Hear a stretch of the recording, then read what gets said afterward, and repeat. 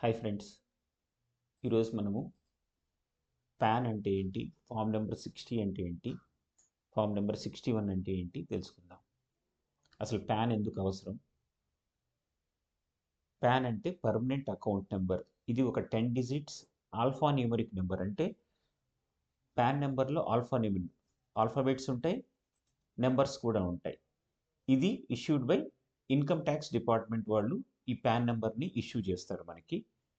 ఇది ఎందుకంటే మన ఫైనాన్షియల్ ట్రాన్సాక్షన్స్, తర్వాత కొన్ని అకౌంట్స్ ఓపెన్ చేయడానికి ఎవరికైతే ఇన్కమ్ ఉంటుందో వీళ్ళకి పాన్ నెంబర్ కంపల్సరీ. ఇన్కమ్ ఎలా జనరేట్ అవుతుందండి?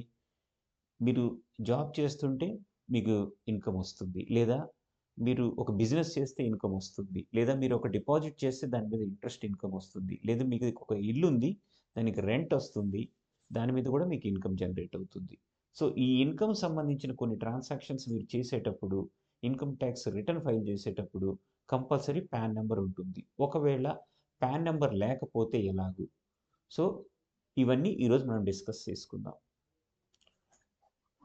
పాన్ అనేది ఎందుకు అవసరం?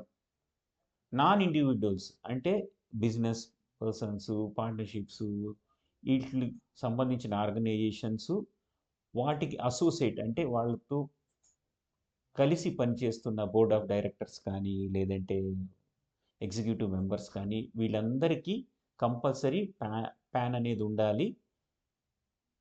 వాళ్ళు చేసే ఫైనాన్షియల్ ట్రాన్సాక్షన్స్కి కంపల్సరీ పాన్ అనేది లింక్ అయి ఉండాలి. దీనికి సర్టన్ లిమిట్ ఉందండి. ఒక ఇయర్లో 2.5 ల్యాక్స్ అన్నది. ఇది టైం టు టైం మారుతుంది. సో మెయిన్గా మనకు ఒక ఇన్కమ్ వచ్చినా, మనం కొన్ని ఫైనాన్షియల్ ట్రాన్సాక్షన్స్, కొన్ని అకౌంట్స్ ఓపెన్ చేసేటప్పుడు పాన్ అనేది కంపల్సరీ. ఇది ఇన్కమ్ ట్యాక్స్ డిపార్ట్మెంట్ వాళ్ళు ఇష్యూ చేస్తారు మనకి.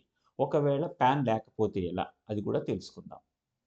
సో పాన్కి సంబంధించిన ఇందాక మేము చెప్పాం, కొన్ని ట్రాన్సాక్షన్స్లో పాన్ కంపల్సరీ ఉంటుంది. అలాగే మీరు బ్యాంక్లోకి వెళ్ళి 50,000 or more than 50,000 per day మీరు క్యాష్ కనుక డిపాజిట్ చేస్తే వాళ్ళు కంపల్సరీ పాన్ అడుగుతారు. తర్వాత ఇది 20 ల్యాక్స్ లిమిట్ పర్ ఇయర్ ఉంది. ఇది కూడా as per income tax rules మారుతూ ఉంటుంది. ఇది నేను ఓన్లీ ఫర్ ఎగ్జాంపులే ఇచ్చాను. రేపు 20 ల్యాక్స్ 30 ల్యాక్స్ అవ్వచ్చు, 50,000 1 ల్యాక్ అవ్వచ్చు, 50,000 25,000 అవ్వచ్చు. సో ఇలాంటి ట్రాన్సాక్షన్స్ చేసేటప్పుడు కూడా మీరు కంపల్సరీ మీ పాన్ నెంబర్ని మెన్షన్ చేయాలి. ఒకవేళ నాకు పాన్ అనేది లేదు, పర్మనెంట్ అకౌంట్ నెంబర్ నేను తీసుకోలేదు, అలాంటప్పుడు నేను ఫామ్ 60 అనేది నేను సబ్మిట్ చేయొచ్చు. ఆ ఫామ్ని ఫిలప్ చేసి కొన్ని సర్టన్ ట్రాన్సాక్షన్స్, అకౌంట్స్ ఓపెన్ చేసేటప్పుడు కంపల్సరీ మీరు పాన్ నెంబర్ ఇవ్వాల్సి ఉంటుంది. అప్పుడు మీకు దగ్గర పాన్ లేకపోతే, మీరు ఇండివిజువల్ అయితేనే పాన్ ఇవ్వచ్చు, అదేంటి ఫామ్ నెంబర్ 60 ఇవ్వచ్చండి. మీరు కంపెనీ కానీ ఫామ్ అయితే మటుకు కంపల్సరీ మీరు పాన్ తీసుకోవాల్సిందే. మీరు ఒకవేళ ఇండివిజువల్ అయితే మీకు పర్మనెంట్ అకౌంట్ నెంబర్ లేకపోతే ఫామ్ 60 ఫిలప్ చేసి ఇవ్వాలి. కానీ ఇవి కూడా అన్ని ట్రాన్సాక్షన్స్లో అవసరం ఉండదు. స్పెసిఫిక్ రూల్స్ అండర్ 114B కింద ఏమేమి రూల్స్ ఉంటాయో ఆ రూల్స్లో పాన్ బదులు మీరు ఫామ్ నెంబర్ 60 అనేది ఇవ్వచ్చు. అందులో కొన్ని ఎగ్జాంపుల్స్ ఈరోజు మీకు చూపిస్తాను.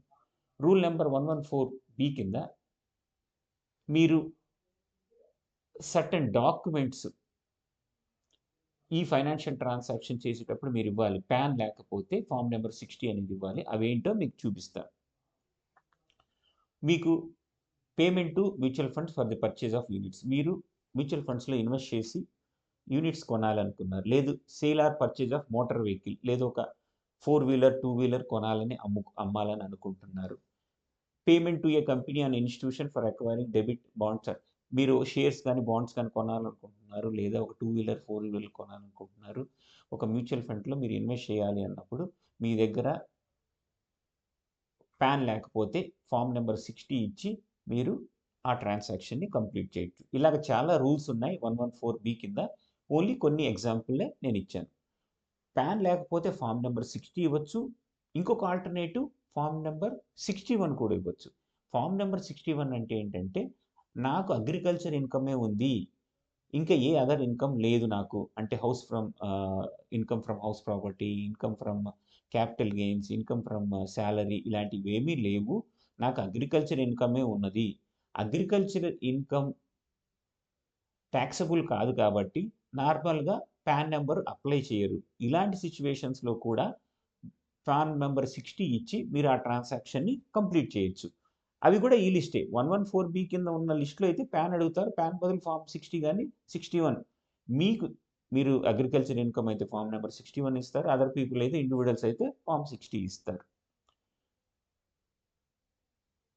ఈ ఫామ్ నెంబర్ 60 ఎలా ఉంటాయి మీకు మోడల్స్ నేను చూపిస్తాను ఈరోజు. Form number 60 so name, middle name, surname, date of birth, father's name, first name, middle name, surname, మీ ఇంటి address, telephone number, transaction amount, transaction date, ఈ ట్రాన్సాక్షన్ ఎలా చేస్తున్నారు, క్యాషా, చెక్కా, కార్డా, తర్వాత మీ ఆధార్ నెంబరు, ఇవన్నీ డీటెయిల్స్ ఇచ్చి మీరు సైన్ చేసి నేను ఇచ్చిన ట్రాన్సాక్షన్ టైప్స్ జరిగేటప్పుడు మీ దగ్గర పాన్ లేనప్పుడు దీన్ని మీరు సైన్ చేసి ఇవ్వాలి. మీరు ఇండివిజువల్స్ అయితేనే ఈ ఫామ్ ఇవ్వాలి. కంపెనీస్, ఆర్గనైజేషన్స్ అయితే ఇవ్వడానికి లేదు. తర్వాత ఫామ్ నెంబర్ 61 అంటే నాకు అగ్రికల్చర్ ఇన్కమే ఉంది, ఇంకా ఏ అదర్ ఇన్కమ్ లేదు అన్నప్పుడు కూడా మీరు ఫామ్ నెంబర్ 61 ఇవ్వచ్చు. ఇందులో కూడా చూస్తే మీ full name, address, okay, declaration, okay, దీంతో పాటు మీరు ఒక ప్రూఫ్ కూడా ఇవ్వాల్సి ఉంటుంది. Ration card, passport, driving licence ఇలాంటివన్నీ కూడా ఇవ్వాల్సి ఉంటుంది. మీకు నాకు అగ్రికల్చర్ ఇన్కమ్ ఉంది, అగ్రికల్చర్ ఇన్కమ్కి ట్యాక్సబుల్ కాదు కాబట్టి, నాకు అదర్ ఇన్కమ్ లేదు కాబట్టి నేను పాన్ అప్లై చేయలేదు కాబట్టి నేను ఫామ్ నెంబర్ 61 ఇస్తున్నాను. ఇది కూడా సర్టెన్ ట్రాన్సాక్షన్ 114B కింద ఉన్న ట్రాన్సాక్షన్స్కే ఇది ఇవ్వాల్సి అవసరం ఉంటుంది. Thank you friends. నా వీడియో నచ్చితే లైక్ చేయండి, షేర్ చేయండి, మీ ఫ్రెండ్స్కి ఫార్వర్డ్ చేయండి, నా ఛానల్ని సబ్స్క్రైబ్ చేయండి.